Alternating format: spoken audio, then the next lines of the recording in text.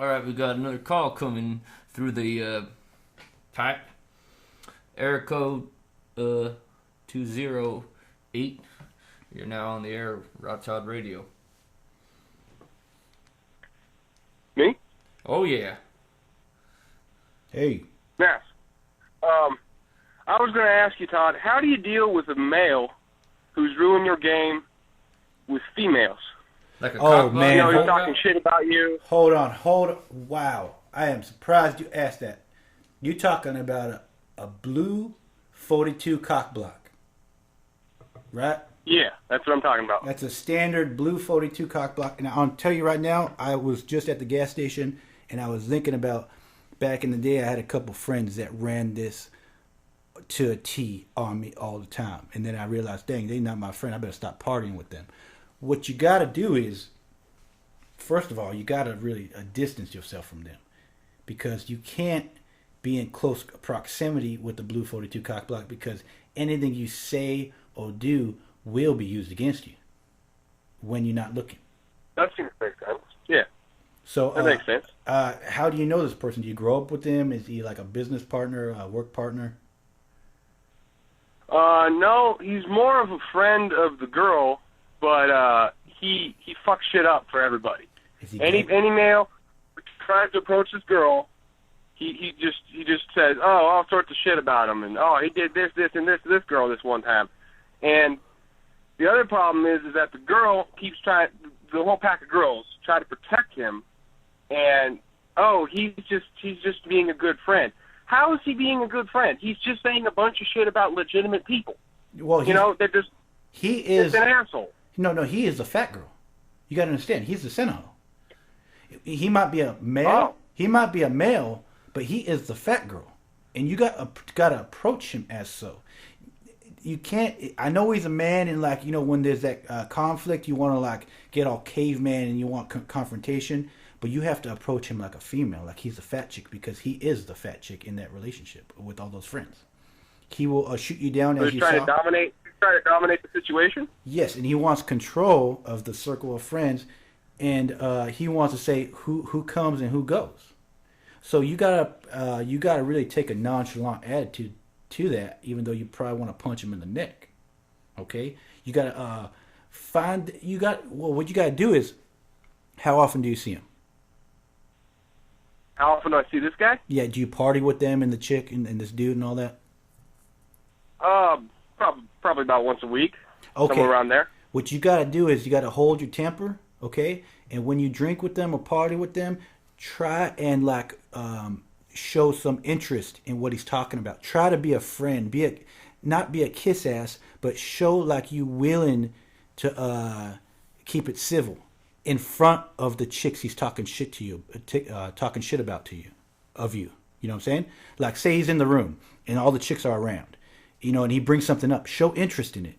Ask him questions about it. Look like you want to be his friend. So the other girls see he's not so bad. And then when he go talk shit about you behind your back, he look like the idiot. Yeah, let him hang himself. And girls ain't stupid. They will see this. They'll be like, wait, you was just cool with them the night before, and now you're talking shit about them. They're gonna put it together, and it wouldn't hurt if you brought around a girl or two, to kind of diffuse the situation. Because if you got one or two hoes with you in this type of situation, it doesn't matter if she got Brad Pitt in her corner. Okay, she sees you with two hoes, and she sees that you a commodity, and she want in on that commodity because they only wanted that commodity.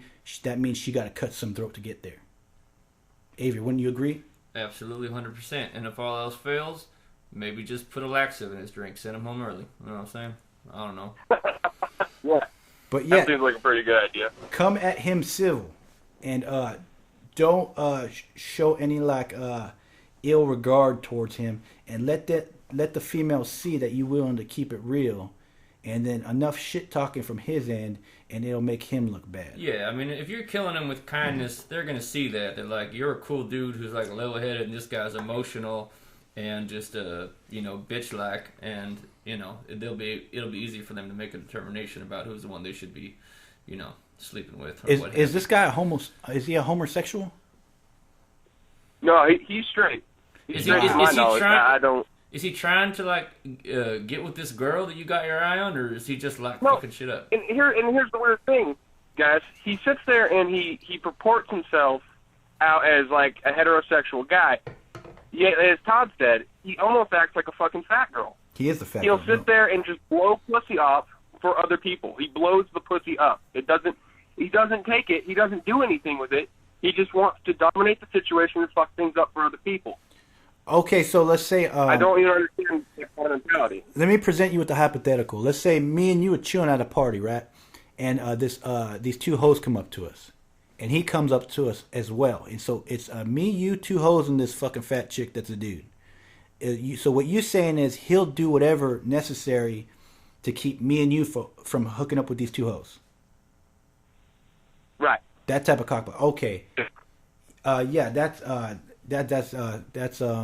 maybe not maybe he not homosexual, but he definitely got problems. He got little man syndrome, and you gotta like steer away from that and keep it cordial, because you don't want to combat that, because he's just a dumb guy. He's not that smart. It's smart guys don't pull that shit, especially guys that go by guy code.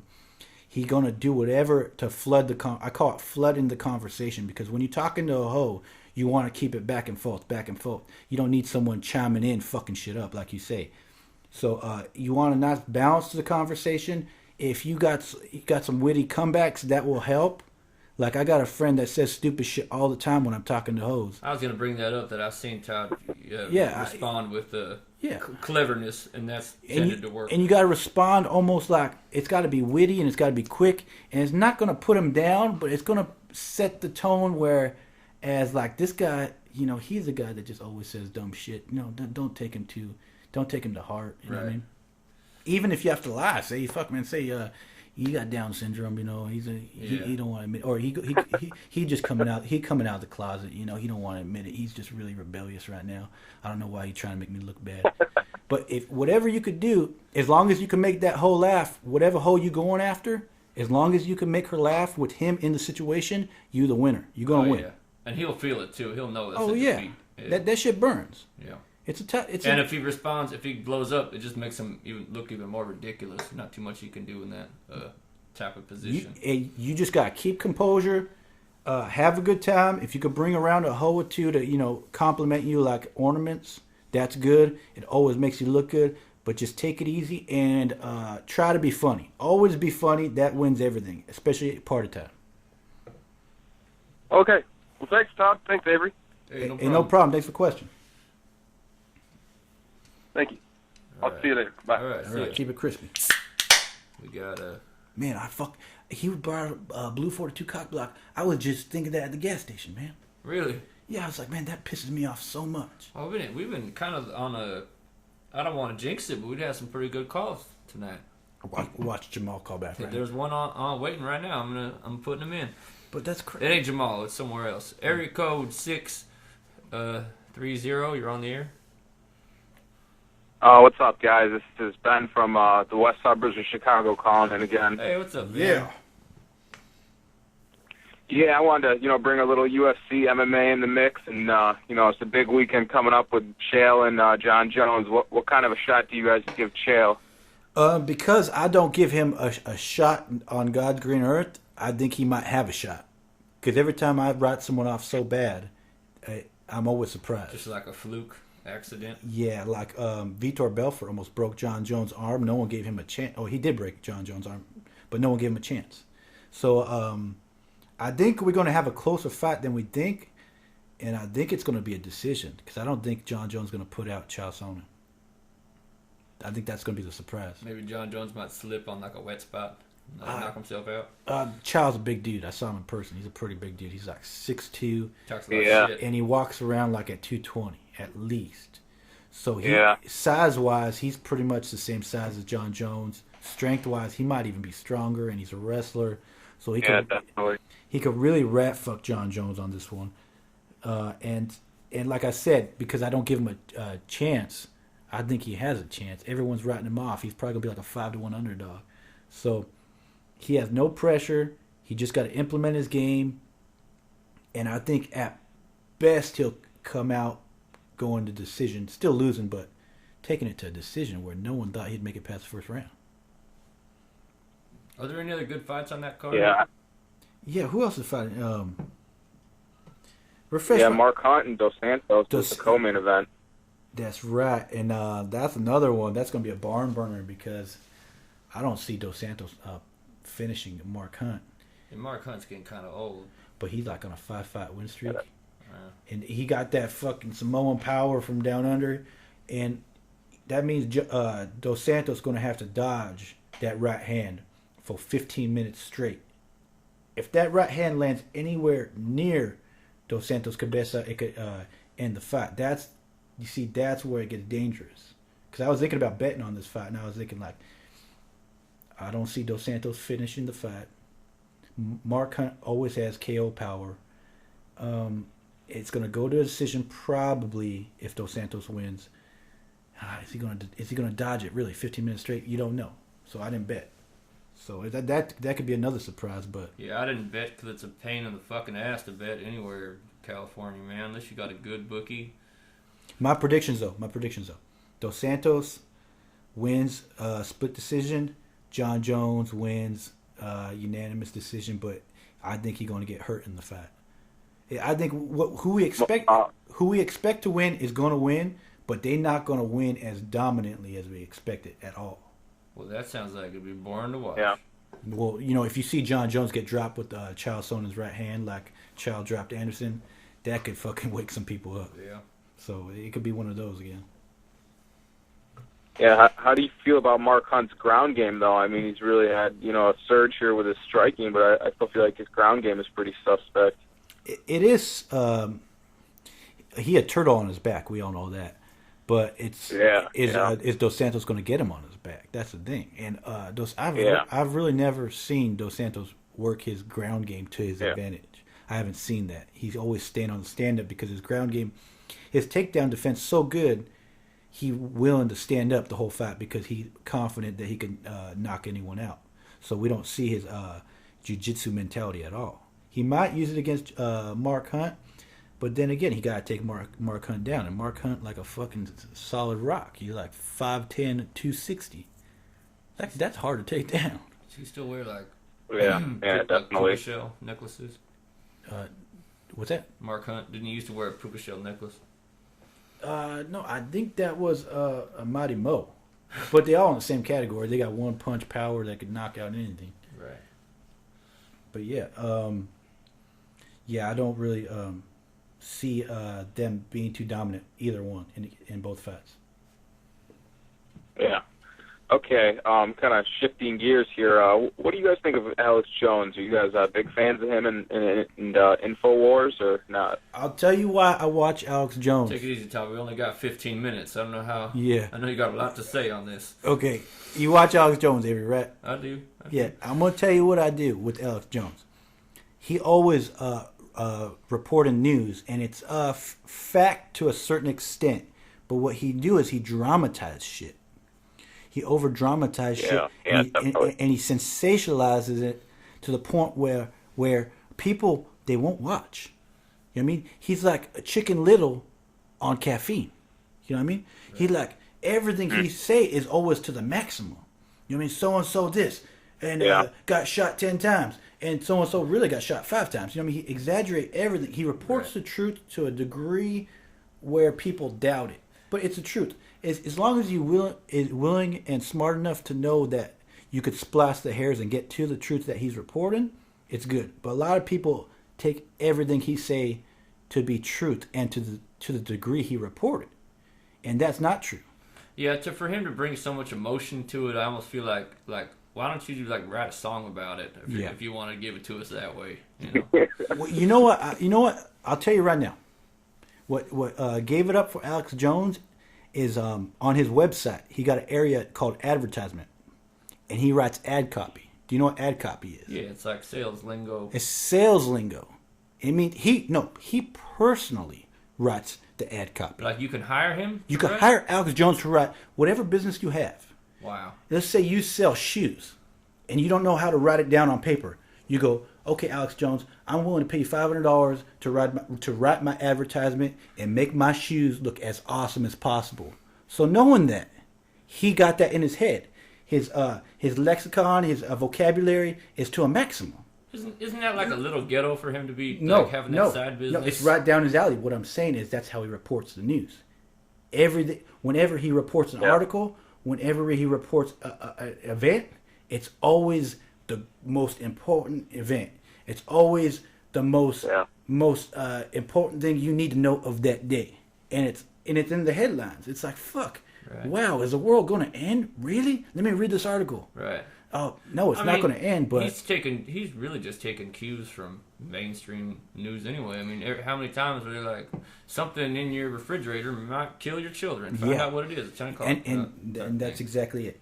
I'm not saying he don't report truths, but what I've learned is he reports truths and he sensationalizes them to an extent where if you are an average person, you're either going to click on it or you're going to click out of it. Right. But ain't he making enough money? Like, he's got to sell, like, vendor, like, service. Like, can I buy Twitter followers from him, too?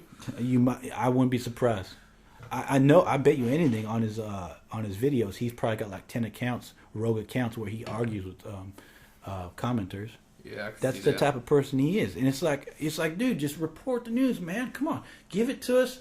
Not like you yelling it from a megaphone, but give it to us like you want us to understand, like you want us to be in there with you.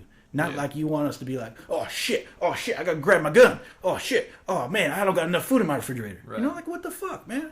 But that said, I would kind of like to hang out with him. Honestly, he'd probably be fucking awesome to drink with. Yeah, I just want to kind of like chill out with him. But at the core, I still don't know what his intentions are. Right. That's my point. He do report truth, but what his intentions are, it's still debatable. Right. I would definitely agree. I'm subscribed to him. I watch his videos all fucking time. I got his app on my iPhone.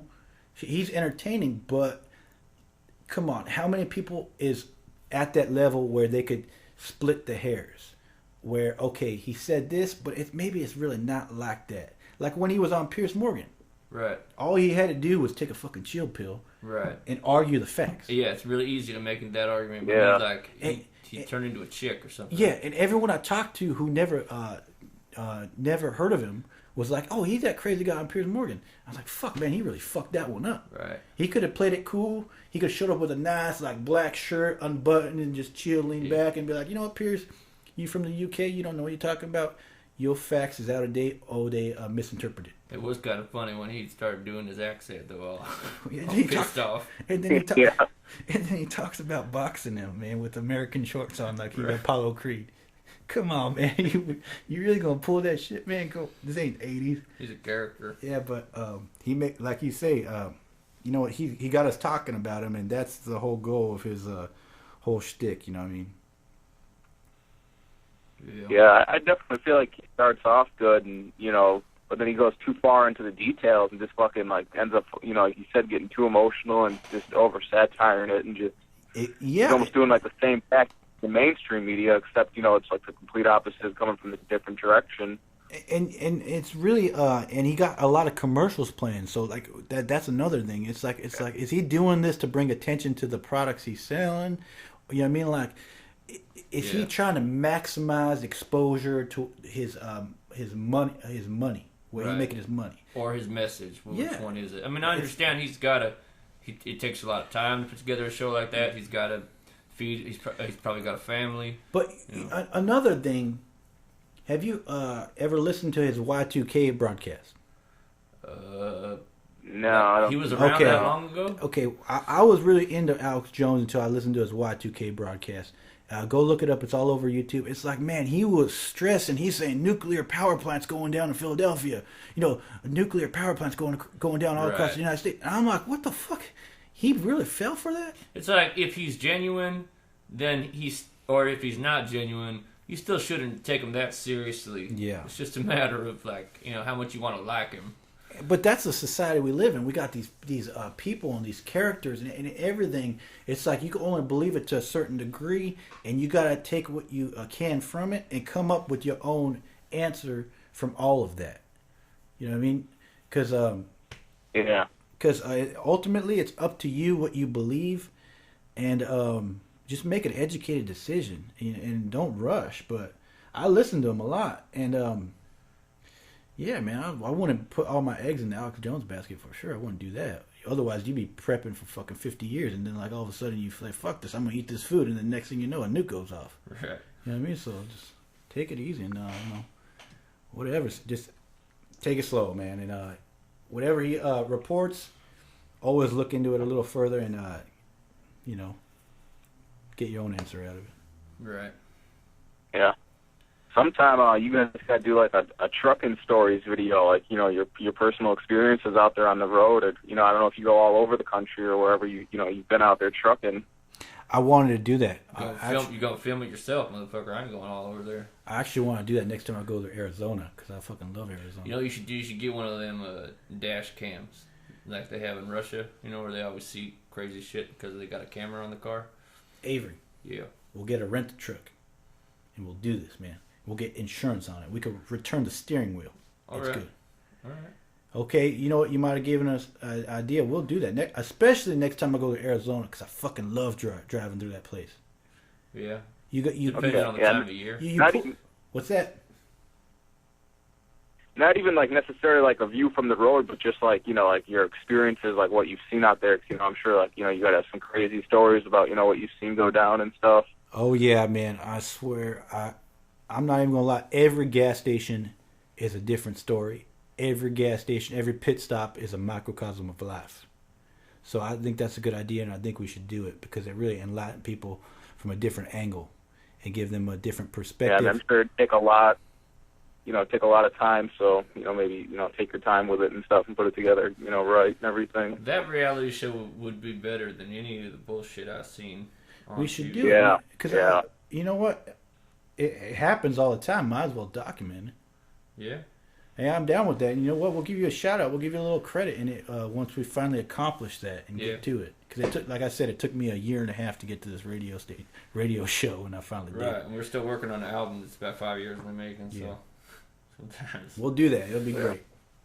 All right. Well, we got one more call. We're gonna have to take it. Thanks for calling in again. Okay. Man. Yeah. You guys have a good one. Always awesome. No problem, man. You guys have a good one. Bye. All right. You too. Bye. I'm kind of worried. This one could I'm kind of drunk. It could be Jamal. Oh, it is Jamal, of course. 269. Who else can it be, man? All right, I don't know. It's from Detroit, Michigan. 269. Jamal, you're on the air.